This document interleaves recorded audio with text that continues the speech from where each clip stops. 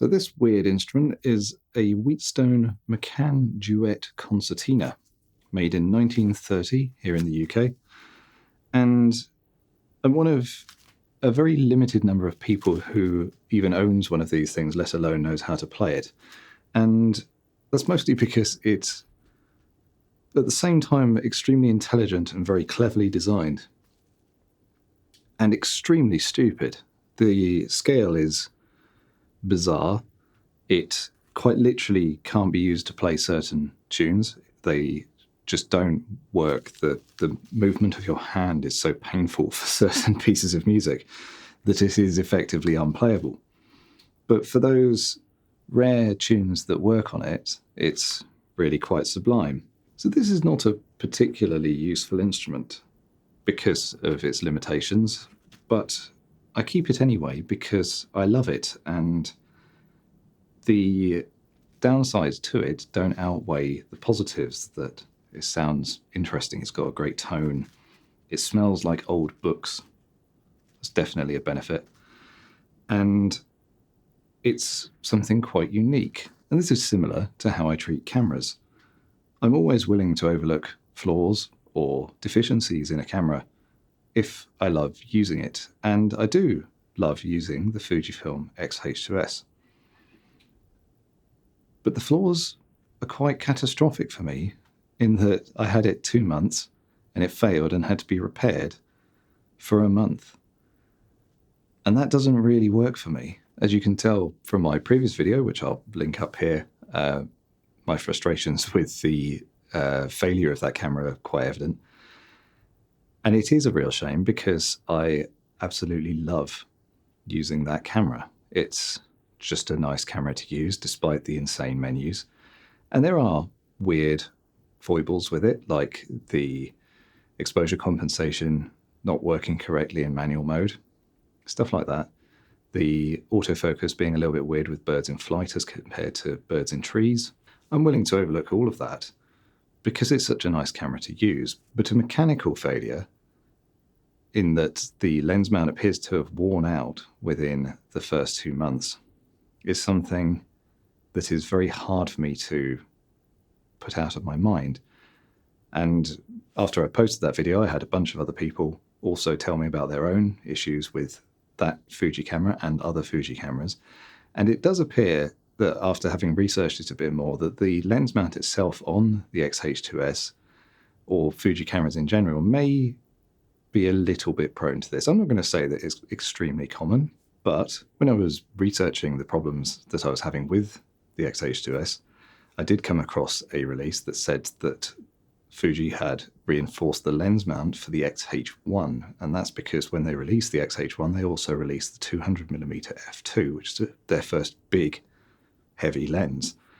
And that indicates that the mount itself needed reinforcing. They reinforced it, and that is a little bit worrying. Clearly, they thought that they had solved that, but when I got the X-H2S, the lens mount was very tight and it fitted very nicely. And it did, unfortunately, wear down rapidly in those 2 months because it was disconnecting, and it just shouldn't have done that. Maybe that's because I also use a battery grip and I added even more weight to the mount. But it's a concern. So after a moderate amount of grovelling to X Photo Video, they very kindly agreed to refund me for everything that I'd bought that day when I bought the X-H2S. Which is particularly good in the case of the grip, because those are effectively worthless and they're extremely expensive to buy firsthand in the first place. So overall, very happy about that. So this gave me time to reconsider exactly what I want from a camera and some of the peculiar downsides to the X-H2S that were affecting me. I don't think they're going to affect the vast majority of people, and they are quite video specific. So ignoring the exposure compensation thing, because that's just whatever, you can solve that with shutter priority mode. The main issue that I was having with the X-H2S was actually tied to video. The X-H2S can record in 3 different video formats. It can record as H.264 files, H.265, and Apple ProRes. Each of them has a different downside. So H.264, you can't do 4:2:2 color space video. H.265 is very efficient and the quality is brilliant, but it can be very taxing on computers, and I'll get back to this point in a second. And Apple ProRes is the least taxing on your computer, but the file sizes are absolutely hilariously big. They are enormous to the point where you're going to have to spend £500 to £1,000 on memory cards just to make the sort of videos that I make now. So on the X-H2S, I was recording most of my video in H.265. And this isn't a problem if you use a Mac. The reason being that all the Apple Silicon chips in their more recent Macs have built-in hardware decoders for H.265 video in the 422 color space, which, if you want smooth gradients in the sky and all that sort of thing, I like to record in that. It's not strictly necessary for YouTube, but some of the footage I film I might want to do something else with in the future, and I want the best quality possible.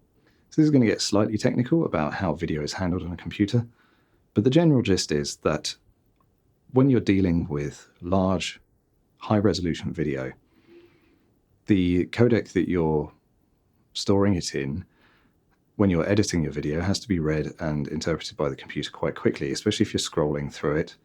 And so most of it is handled by hardware decoders. So rather than decoding using your processor in the software, your video card of whatever description has specific hardware on it for different encodings. This allows it to decode the video quickly and to remain performant. The Apple Silicon chips that you get in current Macs have a lot of these decoders for pretty much every current video format, including H.265, 422. But my desktop, which is a Windows machine that I built myself, is in an unfortunate situation where it uses an AMD processor that doesn't have a built-in GPU on it. And for my graphics card, I have an Nvidia 3000 series graphics card. But even on their latest 4000 series as well, this is the same issue. They do not have hardware decoders for H.265 422. They have it for H.265 420, but not for 422. And this means that any of the video footage that I shoot on the X-H2S runs terribly on my very powerful desktop computer, to the point where editing videos was taking me so much longer than it needed to, because I was having to convert all the videos beforehand for hours at a time, which is quite energy intensive, to actually be able to edit them in real time. This is extremely frustrating. And so my solution for the X-H2S, as I was enjoying the camera so much, was to buy a Mac. I have other needs of a Mac, but I'm a software engineer, so I have other uses for it too. And this was what I edited my previous video on. Unfortunately, in my chain of technological curses for the past few months, just as I finished that video about the X-H2S dying, the Mac Studio died too. The Bluetooth chip on it just burnt out. It completely stopped working. And so that left me with a bit of a conundrum. If I get another X-H2S, well, I need another Mac Studio. Because video editing is something that I'm really enjoying, and the alternative is to spend almost as much money on storage costs to record Apple ProRes. The files are enormous. I'd need more hard disks, I'd need more SSDs, I'd need more memory cards, and I'd end up spending at least £1,000 just on storage in order to record Apple ProRes video. So the ideal situation to be in would be to have a camera that can record in a format that is both relatively space efficient and records at a very high quality. And so my new camera is a Nikon Z9, which is filming me at the moment, which is why I'm not holding it up. Now, I'm not going to justify the price of this camera. It is insane. It's a ridiculous amount of money, and I historically don't like spending that amount of money on any one thing, really. When I'm spending that much more money on a thing, I expect it to be that much better. And that's not strictly true. You get diminishing returns as the price of things goes up. But what I'm really looking for is something that will be reliable, perform in the ways that I need, and last me for a really long time. So I'll go into some more detail about this camera in the future, but because I don't think it's necessarily a good buy for the majority of people, it feels a bit ridiculous to do in-depth tutorials or anything like that on it. It is a remarkably brilliant and accomplished camera. I'm very much enjoying using it, but it is quite complex, and I think it's going to be quite unique to set up for each person who uses it. There are some downsides to it. Aside from the ridiculous price, I think that the lens selection currently available for it is poor, and the weight of the camera body itself is extremely high. Although if the weight is an issue for you and you are interested in this camera, then the newly announced Nikon Z9 seems to solve that problem entirely. It's pretty much the same camera, but without the battery grip. And it's about 400 grams lighter, something like that. This is a very heavy camera. So yes, I'll go into more detail about it in the near future, but for now I'm still learning and getting used to this camera. I did have to make a few compromises, namely in the wildlife lens, as currently there's not really a great selection available for the Z mount. It's good if you want a ridiculously expensive prime lens, but even the more affordable prime lens, the 800mm f6.3, is still a ridiculous amount of money for me, and it has a unique flaw in that it's got a very long minimum focus distance of 5 meters, which actually is a problem for the type of photography that I do. There have been constant rumors for numerous years, and in fact a roadmap published by Nikon that show that they're going to bring out some sort of 200 to 600, kind of equivalent to the Sony, but it's not out yet. This is my current wildlife lens. This is the Sigma 150 to 600 Sport. It weighs 2.8 kilos, which is ridiculous, and it is quite challenging to carry, I will admit that, but I'm quite comfortable with it because I previously owned it for the Canon system and I'm quite used to the weight. With the additional weight of the Nikon Z9, in fact, it's better balanced, which is interesting, but the entire setup does weigh somewhere around 4.5 kilos, which is, you feel it. It's quite heavy. So yes, hopefully my camera breaking days are over, at least for now. Although I say that, and one of the lenses that I bought for the Z9 for filming, or with the intention of filming, was broken, and I returned that, and then the replacement was broken, and then I returned that, and I didn't buy another one of those, so problem solved, I guess.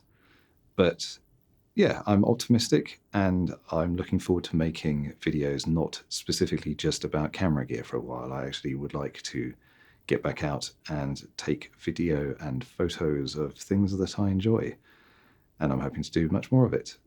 The video clips that you saw in the intro for this video were from one of the first outings with the Z9 in a very, very torrential downpour here in Wales. Very pleased with how it performed, and that will be a short POV video coming out very soon. So thank you very much for watching. Until next time, when I hopefully still have a working camera.